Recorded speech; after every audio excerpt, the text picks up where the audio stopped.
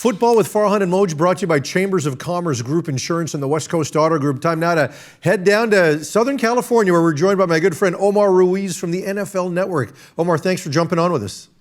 Gentlemen, good to be here. Thanks for having me on. And it's always something in the NFL, right? It's like, it's training camp, and then it's kickoff, and now it's trade deadline. And then next thing we'll know, it's, the fight to the finish for the playoff push. It's always stays interesting with the NFL. Yeah, they certainly know how to dominate the news cycle, which is why we have this show. But let's start with what we saw last night. And, the Kansas City Chiefs, for years, they were the toast of the town. Patrick Mahomes talked about how everything was beautiful and rainbows, and now it's not like that. But he's convinced it's going to make them better. Andy Reid said pretty much the same thing. They won last night. They didn't look good doing it. Where are we at with the Kansas City Chiefs? They're struggling. I mean, at first, my thought about the Kansas City Chiefs was all of those tip throws and the overthrows that Patrick Mahomes used to get away with, where those balls eventually found their way to the turf, are now ending up in the hands of opposing defenders. That was my first thought, and maybe some luck is against them at this point. But you look at that game last night, and Patrick Mahomes is throwing the ball 30 yards downfield. He's trying to do 20-yard outs. And those receivers are just covered up. There's no rhythm to it. It's not as pretty, for lack of a better term, or aesthetically pleasing as the Chiefs used to be. So there are a lot more issues than just those balls that used to be tipped and falling complete now being intercepted. So it is the offense perhaps trying to do too much to make up for a lackluster defense. We've seen most good teams. I'll give the Tom Brady Patriots as an example, year after year. Seemingly they'd start off slow and they'd find their way. And many times during those seasons where they would struggle, you think back to, I think, the 2014 season where they got blown out on a Monday Night Football to Kansas City, 41-14, something like that. They were 2-2. And I think that was the birth of On to Cincinnati that game. And they eventually won the Super Bowl that year after beating the Seahawks on that interception. So I think Andy Reid, Patrick Mahomes are good enough to figure it out, but it looks like right now there are nowhere with easy answers. Yeah, for me, it actually looks worse now than it did at the start of the season. When you watch those early games, there still was that aesthetically pleasing football, but the defense wasn't good. There were turnovers, and you could attribute it to that. They're just off completely. And on top of that, they've got the toughest remaining schedule in the NFL. Their opponents' winning percentage is .657, so they got their work cut out for them starting with this week. One team that just got a whole lot better. Your team in your neck of the woods, the Los Angeles Rams. Von Miller is a Ram going along with Aaron Donald and Jalen Ramsey and that defense and that explosive offense. Just who's going to stop these guys now? You're going to have to run right at them. I think the team that is going to have success against the Rams will be a team that runs the football, kind of plays a little more smash mouth, because if you're going to be throwing the football against them, I don't know how you do it.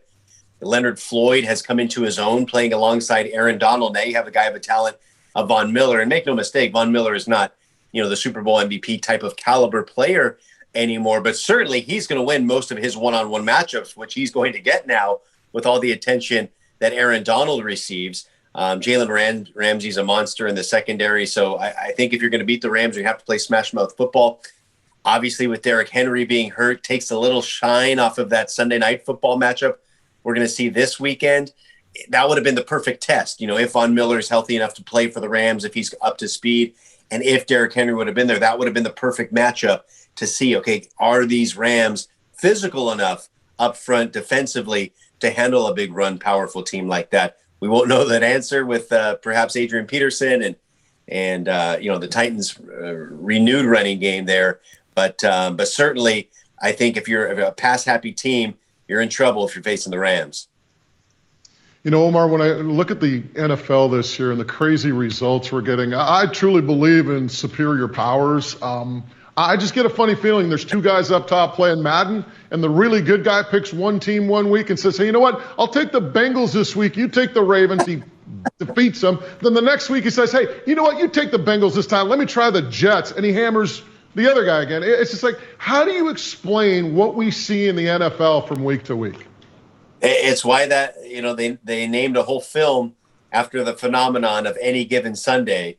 And, it just goes to show you how razor thin the winning margins are in the NFL. And granted, I don't think anybody's mistaking the New York Jets for the LA Rams or Tampa Bay Buccaneers, but it's still a team full of professionals that when they're clicking the way they were with, Mike White as the trigger man, they can beat anybody. And it also goes to show you the importance of quarterback play and why they get paid so much, because you look at a guy like Mike White stepping in, that offense had looked so lackluster with Zach Wilson, the rookie, leading the way, and Mike White comes in and knocks it out of the park. And here they go upsetting the Bengals. You see the sort of, Seahawks fall off a little bit with Russell there being injured. So, it speaks to the hot quarterback play. Joe Burrow back for the Bengals, and now they're a contender. Obviously, the defense has come together, and Jamar Chase has added an element there. But to get back to your original point, and I think that also goes to show the importance of coaching. A guy like Sean Payton, despite the injuries, Drew Brees gets hurt a couple years ago. They go 5-0 without Drew Brees. And obviously, they lost a whole host of players on defense. Drew Brees retires, and they're still finding a way to win games, even against teams like the Tampa Bay Buccaneers. Mike Tomlin, that offense has been struggling. Ben Roethlisberger is certainly in his twilight.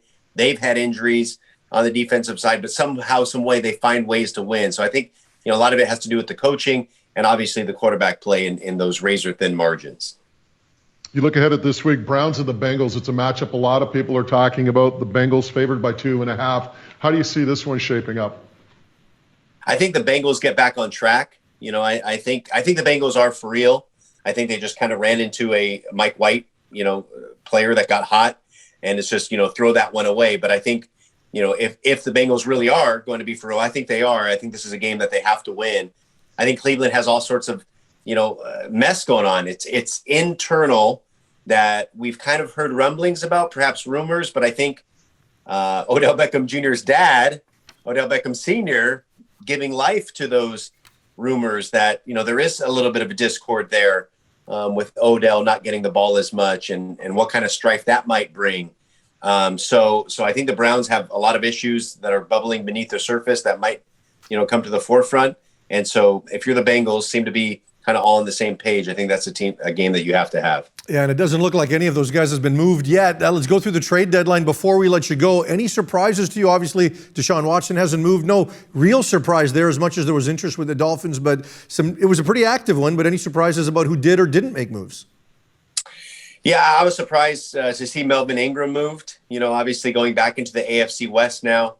Mike Tomlin always says, he wants volunteers, not hostages. So Melvin Ingram wasn't happy with his playing time there, and obviously not as good as he once was. But I think, again, when you throw a veteran like that, who's, best football is probably behind him, but now maybe he makes Frank Clark more effective, or Chris Jones more effective, or Jaron Reed more effective. The combination, of them playing together might bring a difference in that Kansas City defense. So that was something that I was a little surprised to see Pittsburgh sending, Ingram to a fellow AFC contender like that. But yeah, not surprised to see Watson, not moved. And I think we were all surprised by the Von Miller trade yesterday. Well, thanks for doing this. We enjoy watching you host. The downside of that is we don't get to see you on the road as much, so hopefully that changes soon. But we'll look forward to having you on here again. Okay, thank you. Yeah, I look forward to seeing you in person too as well sometime soon, and thanks for having me.